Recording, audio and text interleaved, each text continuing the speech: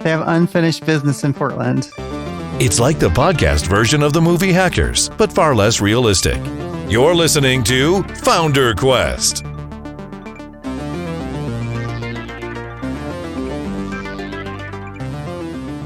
All right, so now you're gonna joke about how I've been just saying you're vaxxed. I'm vaxxed. I'm chipped. I like to say I'm chipped. Got your injection. People always act like being chipped is a bad thing, but now if I wander off, people will be able to return me to my family. Yeah, and I don't know what the big deal is. 'Cause, everyone loves new technology. I don't know anyone who's been bummed out that some new tech came out. So that's true. I don't know what I can't tell you the number of times I've been or watching WWDC and just being why can't you just inject this into my veins? Right. And now they are, and everybody's mad about it. It's make up your minds, people. Let's see. So, Star, you just got number 1. Josh has had 2, and I will have number 2 in a week and change. Yeah. I should be fully have whatever full immunity on our next podcast in a week. Nice. So it's been a week. Yeah. Feels good. So I'm not going to be here next week. Totally. you get full immunity, Josh. You don't get diplomatic immunities. Oh, that's okay. That's good to know. Cool it there. Don't go off and rob any banks or anything. Did you see the new space shuttle Lego kit? It's very cool. Yeah, it's the kit that is from the mission that launched the Hubble telescope. So it includes a little Hubble telescope as part of the kit. And you can mount it by itself, display it on a stand by itself, or put it in the shuttle bay, the cargo bay of the shuttle. That's awesome. Oh, that's pretty cool. Yeah, pretty neat. My kids aren't quite Lego age yet. As we were saying the other day, what's the bigger version? Duplo. Yeah, with their Duplo age. But they're getting there. We'll be getting Legos soon.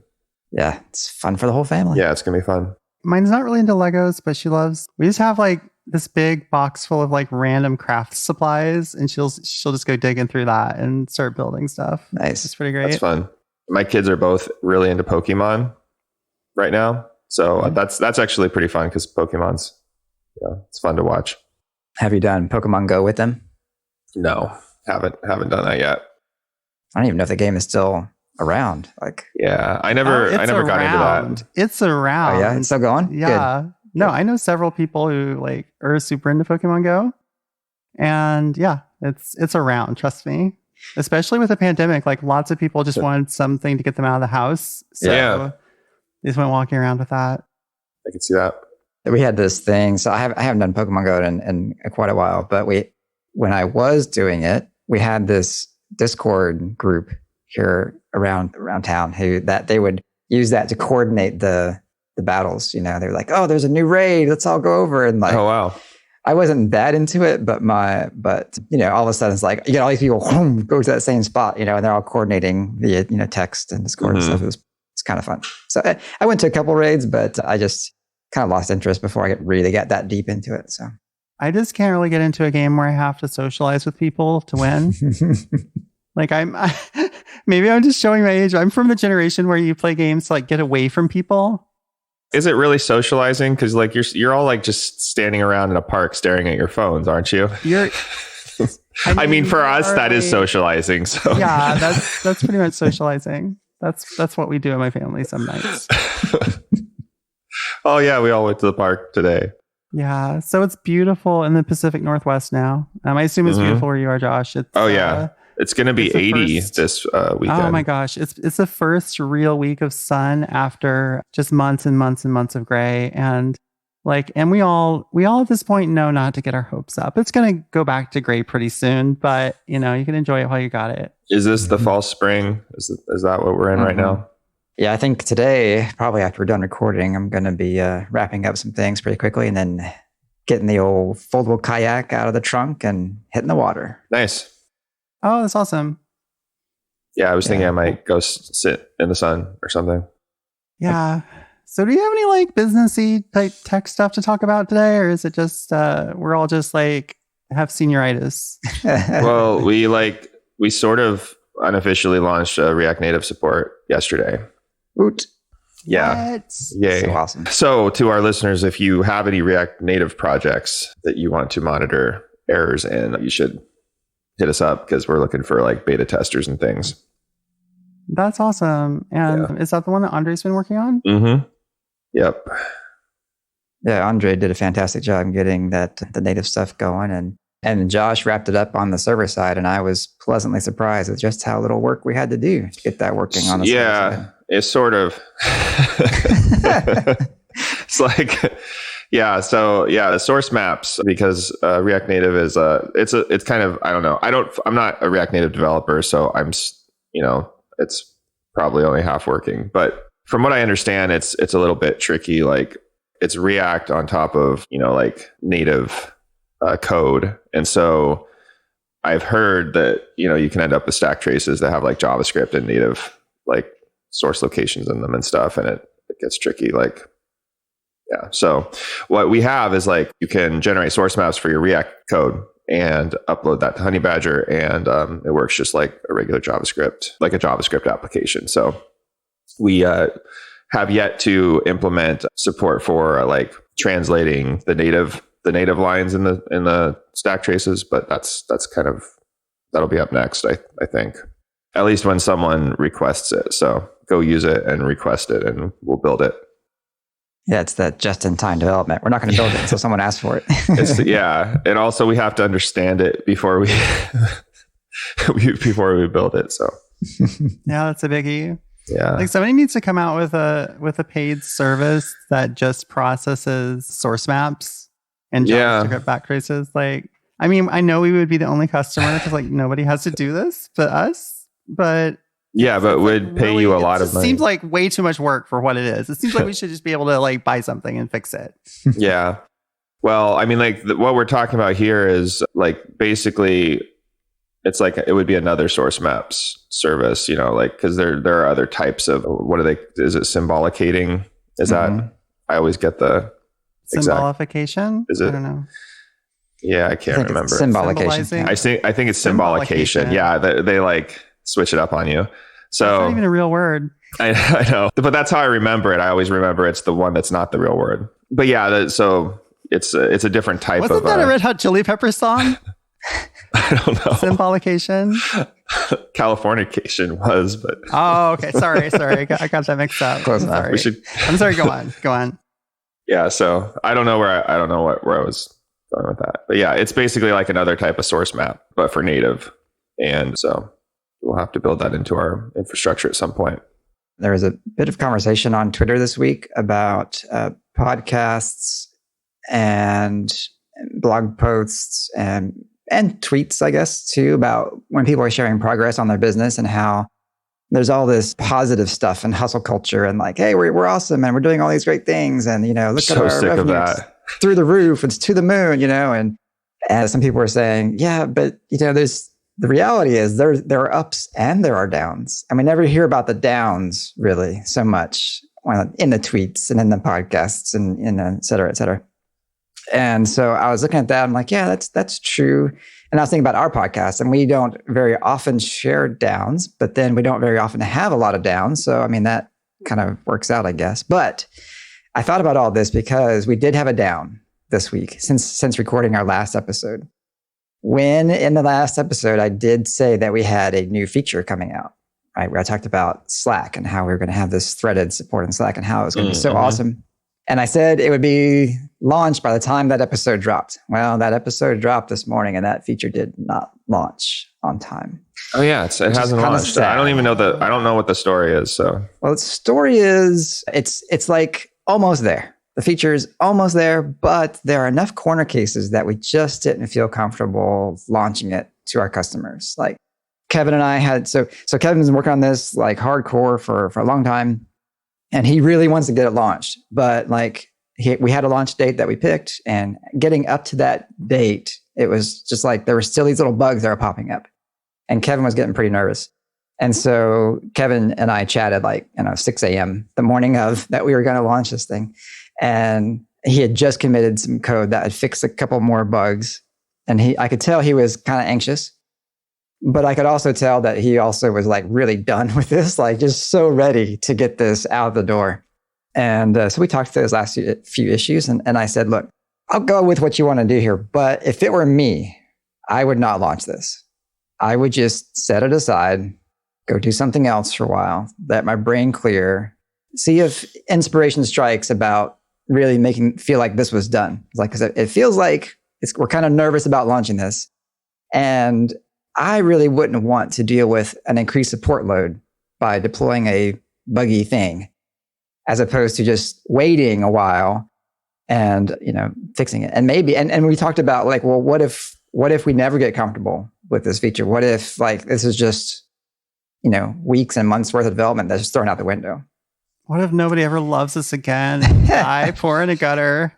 There's definitely that sunk cost thing where it's like, oh, we put so much work into this. Let's just push it out there. Let's just get it done. Right. But ultimately, we decided that we did not want to launch it, that we didn't feel comfortable enough putting it in front of our customers. So that's a bit of sad news from Honey Badger. So for all those people out there you go. There's your little bit of balance. All that good news. I definitely feel for Kevin because I've totally been there. And I think your advice was good though, because especially you don't want to deal with like the fallout from like, support requests like that if you're already in that place of like just, frazzled and kind of done. Totally. Yeah. So it's like being on tilt when you're like playing poker or something. It's like you don't want to deploy on tilt. Yeah.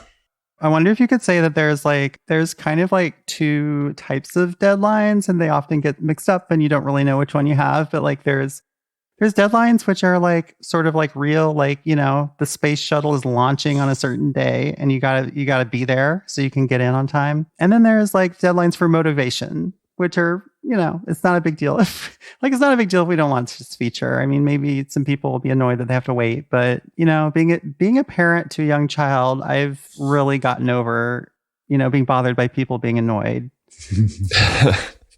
We never set a deadline, like a date per se. It's just we felt that it was ready. And so we said, okay, we'll launch this, on this day because it's ready. And then we got to that day and it's like, we don't think it's ready. So that, I think, artificial deadlines suck. But this was a slightly different thing where it was like, we thought it was ready, but it's not. And like, we're so emotionally spent on this thing that we just, we don't want to don't want to deploy on tilt. I like that.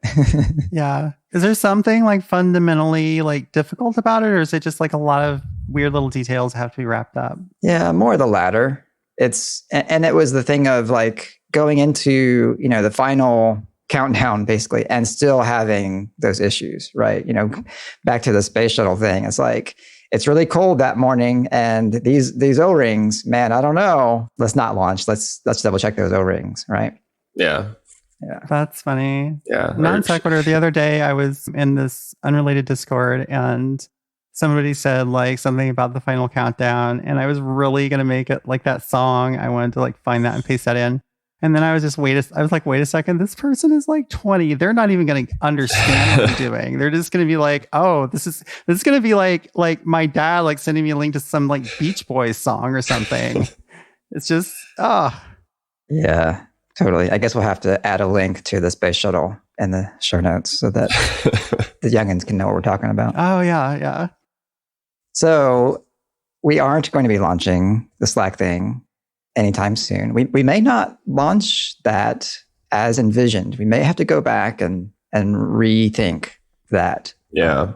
Some of the threading stuff is really cool though. I don't want to lose it. And so Kevin and I are like basically just kind of taking a break and we're going to get some headspace Maybe around that. Work on something else for a while. Even, yes, right? Yes. Kevin has already started working on something that customers have requested multiple times and I'm really excited about having. So yes, that should be cool. And it's a much smaller project, so we can get it out the door and it'll be nice.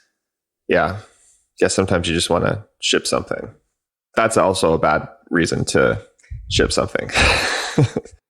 Especially if it's something that's been bothering you or if it's been like an involved project and you just want to get it out the door. That's not a good reason to ship it. Yeah. But sometimes you do. But sometimes you do because you just gotta. Yeah. That was January 28th, 1986. 1986. Space Shuttle Challenger. Oh, Challenger. Is this a model of Challenger itself? No. I don't think. No, it's okay. Discovery. Discovery is the one that launched the Hubble. That was actually like, I don't know for those of you who remember the Space Shuttle Challenger disaster, I don't know. I remember exactly where I was when that happened. I wasn't watching it on TV. I was in elementary school and I was really, really, really into space. I just, everything space I ate up. So of course I was all over, this shuttle and stuff, but it was the middle of the school day and, we didn't have the thing where, like, at least my class, we weren't watching it. We weren't watching it live like a lot of classes did. And I remember very vividly, like, I was sitting in the lunchroom, and having lunch. And one of my friends came in who's also really, really into space. We were best friends. And he came in and he told me that the space shuttle had blown up. And I just didn't believe him because I thought that was impossible. I thought, well, maybe, a booster exploded or, there was some sort of failure and they had to, like, whatever. But the whole thing, that just doesn't compute. And so I watched recently a Netflix documentary about that disaster. And I was not the only person that felt that way. A lot of people that they were talking to were just like, it was inconceivable to them that something at that scale, that magnitude could actually happen. So yeah. That was a sad day. Yeah, that's rough. I wasn't paying that close of attention to it. It's a little bit of our different temperaments. Like, I'm surprised that all the space shuttles don't explode. Like, just that isn't like good. It's like, let's just like strap some like explosives to our butt and we're gonna like shoot ourselves into the sky. Like how does that work at all? That is kind of you two in a nutshell. Ben believes in all of them, and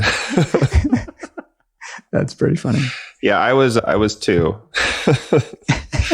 in 1986, so I don't remember, but I do remember the space shuttle just later. I had the models and was into it, whatever, in the 90s. But we don't warrant Honey Badger for use in space shuttle programming. Oh God, no. Yeah, I'm sorry. We don't have that kind of insurance. I've had a pretty productive week. We got, we're going on the Honey Badger Intelligence Project, which I really like saying. At first, I was going to abbreviate it HBI because that sounds kind of like official. But I also like Josh's abbreviation of HBINT because that sounds like it's some sort of intelligence service. HIBINT.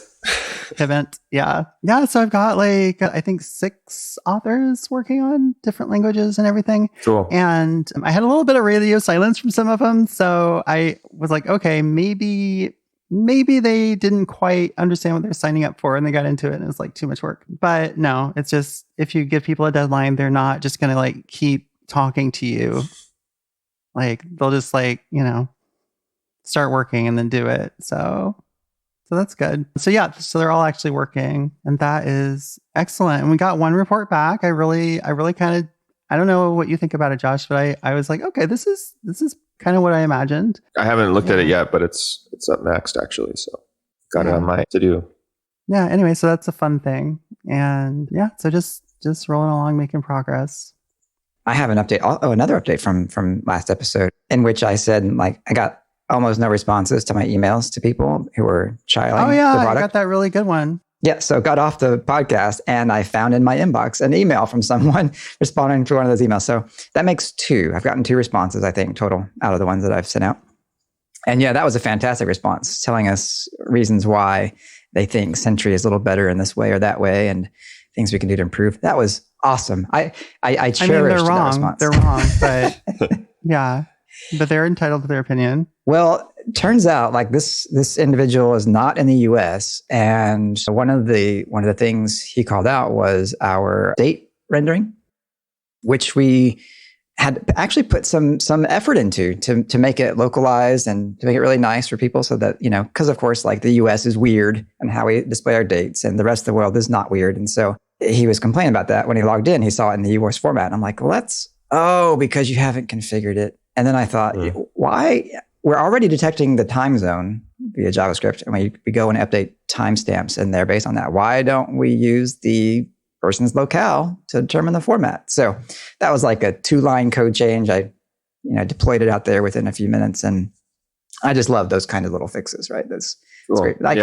Maybe nobody will even notice that thing, but it just feels good having that kind of polish in there. I think the point is that they don't notice it in the future. Yeah, I like those things, like those little like personalization. Yeah. Yeah.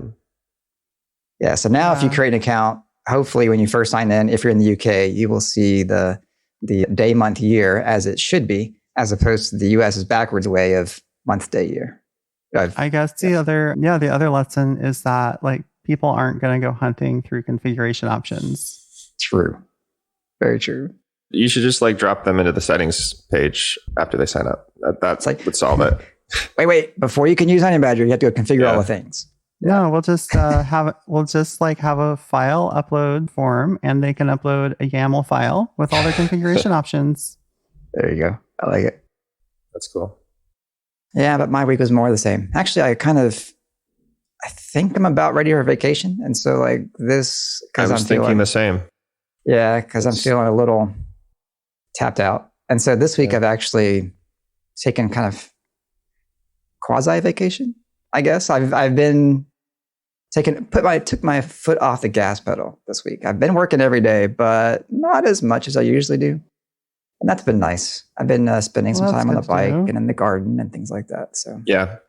It's the 3 month mark. Like that's what it is for me. Like, because I started thinking about like the same thing. Like it was like last week or this week. I can't remember. Just having those thoughts. Like, oh yeah, vacation. Like I haven't taken time off in a while. So yep. Yeah. So you think it's 3 months? I think it's like that sketch. There's like a sketch I remember from Portlandia where like there's one patch of sunlight in the park, and everybody is just like they move all the chairs to go sit in it, and they're like sprawling out and having a great time being all summery. And then the sunlight moves to like another part, and then they have to like run after it. I wonder if that's the thing, because it's like the sun comes out. It's like you just got to like go outside for a little while. That could be part of it, yeah. But no, I mean, like I have noticed like there's like a cycle, but actually like it's not 3 weeks. It's more like, like 3 months. It's more like 6 weeks is like the sanity version, right? Where I should be taking a little bit of time at least. But 3 months is like when I start to realize I really need to take time off. If I haven't already by then, it's like, that's when I start to notice that I'm like starting to burn out a little bit. So that's usually like the, the critical point for me. I've wondered if we should have a mandatory vacation policy where you have to take a week off every quarter. It seems like that would be hard to enforce. So that's why I haven't really thought about it seriously. But as I've speculated about things like vacation, because none of us take enough vacation time, in my opinion. I think at Honey Badger, we're all just, not that we don't encourage people not to. I think we just like to work, and we like each other, and we like what we're doing. And so we just end up not taking a whole lot of vacation. And I was just trying to think of ways to fix that, like, because vacation is good. It's useful. And so that was one idea. It's like, well, we could just say you have to take a week off. You're going to have to, but it's kind of hard to force who's someone gonna to like vacation. keep up with that? Yeah, exactly. Yeah. No, I'd like to bug people about it though. Like, we could do that. We could like, that's something we could do for each other. Like you need to take time off. We could just do like, I don't really want people bugging me to take time off. Like that would kind of annoy me because but maybe we could have like we've got these periodic and like daily and weekly reminders in Basecamp. I wonder if we could put like monthly one in there. It's like, hey, consider taking some time off or something. Yeah. Or we could build a SaaS that has a Slack bot that joins your Slack and nudges you, hey, have you taken a vacation yet? And like, if you say no, then it goes away for a couple of weeks and then it comes back. And if you keep saying no, then it starts getting more frequent. Then it's like every day, it's like, hey, vacation yet? Vacation yet? You're stressing me out. It'll overlay something on your screen where it just says vacation. I'm really beginning to dislike like all the automated check-ins and things. Like, I don't know. Yeah. They're not my favorite, to be honest. I do not process lots of like notifications coming at me very well. And so, so I tend to like have a much more like I have this time dedicated to figuring out what I've got to do today. And I'll go to these places and I'll figure that out. And then, if something comes at me in the middle of the day, it was like, hey, you got to do this thing. I'm not like, great, thanks for reminding me. I'm just like, this is like, what? Just like, I'm going to like, shut up. I'll look at you tomorrow. I've already got my plan for today. Yeah. Sounds like a nice world to live in. My friend Joel has a interesting approach to I think what we use the automated check-ins and Basecamp for, like keeping up with what each other, what everyone's working on and stuff. They use a shared Roam Research, like daily, because Roam Research, it's like a note-taking tool, but it's collaborative. So you can like invite a bunch of people to it and like all edit the same, it's like a wiki. So you're all editing the same wiki, but it centers around like a daily, just like a day page. So it's basically like a journal, like is the default view of it. And so they have their entire team in a database that's just dedicated. It's basically like a team journal. So it's completely like asynchronous. Like everyone, like if you just go to it and kind of like take notes about, like you could, put anything you want in there, but anything like that you feel might be interesting to other people, or it could be what you're working on. But I like it because it's like that just becomes part of your workflow. And it's not like something that's like constantly nagging you, like, hey, what are you doing? What are you doing? And also like it seems like it opens up some flexibility for like the types of things that you can share and like the frequency, because it's just like, it's a page of bullet items basically that's nested. So you can kind of like organize thoughts or things, but then it's also, you're not like forcing anyone to go read it. Like people can go and just kind of like, browse it at their leisure. That's interesting. That's kind of like what I do anyway. I would feel hesitant to like do that in a shared format though, because I just like put everything for the day in there, even if it's not work related. And that stuff is not really something I want to publish for everybody to see. I mean, not that I don't like trust you guys or whatever, I think you're going to like look at it. It just feels weird. Yeah, this wouldn't like take the place of a personal work journal or something like that. I think it would be like in addition, probably okay. You might have like your team and your personal one or something like that. At least that's how I'd approach it, because I do the same thing with Roam actually, but just like detailing what I'm working on or personal thoughts or whatever. Yeah, there was a personal note-taking app for Mac and iOS that I saw recently that was built on Markdown, but focused on daily stuff. So kind of like the journal/notes app kind of hybrid. I thought that was neat, a good idea. And sounds the same kind of concept. Like every day, just dump your stuff in from the day and take notes that way. Mm-hmm. Yeah, I've been thinking maybe we'll try that at some point. I like to think about my, experiments that like disrupt people's existing workflows for a long time before I propose them, because we don't like to change constantly. So maybe we'll try that at some point. Yeah, that makes sense. I think we're coming up on a conclave. Yeah, we should be. I think it's about. That's the reason I was like really trying to get that React Native stuff shipped, because that like that's been like on every quarter for the last couple quarters. So I should it's really like this is not going to be on the next quarter. Yeah, I should really go check my quarterly things. I think I've been doing them. I think I've been on track. Yeah. Yeah, I like to go back to that conclave to-do list every once in a while and remind me what I agreed I was going to do. And I just look at it, I'm like, oh yeah, that thing. Totally forgot about that. The real question is this conclave going to be virtual or in person? Oh, I don't know. If it's going to be like in the next month, it's going to be virtual, because I don't have my second vaccine yet. Yeah, we need to go ahead and schedule that. Yeah, maybe we'll go for virtual this time and then shoot for the first in-person one later this year. Yeah. In Hawaii. Ooh, that's a good idea. Yeah, I attended RailsConf this week, which was online. And it was great. It actually it felt very RailsConf-y, even though it was different, I guess this is actually the second virtual RailsConf, because the first one was canceled right at the start of the pandemic last year. But this one felt much more put together and definitely way more organized, obviously. So yeah, they had a Discord and a nice custom website with a hybrid pre-recorded and live talks and things. That RubyConf later this year is going to be in Denver. And so that was the first, the first event that I've heard recently that's they're announcing they're committing to some sort of in-person event. And that was kind of exciting because it's nice to look forward to traveling and going places. Did they announce next year's RailsConf location? Is it going to be? I assume it's going to be in person. Portland. It's back in Portland. Oh, okay. So okay, it's a do-over. They have unfinished business in Portland. Yeah. Yes. That's awesome. I think the MicroConf Europe is scheduled to be in person. So that was announced recently. Yeah, like last week or something. Yeah, I think that's November or something. Mm-hmm. Yeah, so people are being optimistic. It's good. I'm not going to Europe, but you're welcome to if you like. Yeah. No, I'm not gonna do non-essential travel for a while. Even vaccinated. I'm like, you know what? I'm just gonna play it kind of close to home for a while and see how the summer goes. That's fair. And also, like, there's like they don't have a kids vaccine yet, so like I saw that like maybe there's a chance it'll happen like towards the end of the year, but yeah, who knows really? Yeah. I might go to Hawaii or something. Yeah, it's just really weird because it's like, okay, like I'm safe now, but now I've got this child who isn't. So how do I deal with that? Like, anyway.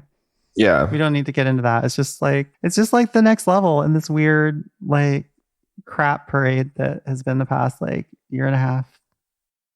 Yeah. I don't know. On that wonderful note. Yeah. I don't know. Like, the risk to kids is not very high, though, right? Like, I mean, legitimately. Yeah, they can still get it. Yeah, I know, but they can get like everything. Like, yeah, right? I mean, I think it's pretty like I'm surprised they should understood. There's just a lot that's not known, right? Kids have been largely, kind of sequestered. The risk of dying is low, but it's true. They can spread it to other people. Like maybe there's complications that last, after they get it, but even though they, are still alive, Mm-hmm. So it's just, the long-term one. Yeah. The long-term one is something that I'd like to know more about. Yeah. I don't know. I'm kind of stressed out because because our kids scheduled to go to school, start school in the fall, and it's just, what? Like, where's the information I need to make a sensible choice here? Yeah. Well, done stressing. I'm so over like worrying about everything. I don't know. I never want to worry again. Okay. I'm just done worrying about just period. Like I'm not going to ever, I'm going to go stand on the edge of the Grand Canyon and lean out. You're just a dude. Yeah, sounds like a summer vacation. I'll get you one of those nice Pendleton sweaters. Nice. Gonna go skydiving. Yeah, we gotta check on that key person insurance for the honey badger. Well, should we wrap it up so we can all start our vacations? Sounds good. All right, it was great talking with y'all, and this has been what's the name of our podcast? It's not Honey Badger, it's FounderQuest. That's the name of our podcast. You've been listening to FounderQuest. Go review us, and we will talk to you next week. Bye. FounderQuest is a weekly podcast by the founders of Honey Badger. Zero instrumentation, 360-degree coverage of errors, outages, and service degradations for your web apps. If you have a web app, you need it. Available at honeybadger.io. Want more from the founders? Go to FounderQuestPodcast.com. That's one word, where you can access our huge back catalog of episodes. FounderQuest is available on iTunes, Spotify, and other purveyors of fine podcasts. We'll see you next week.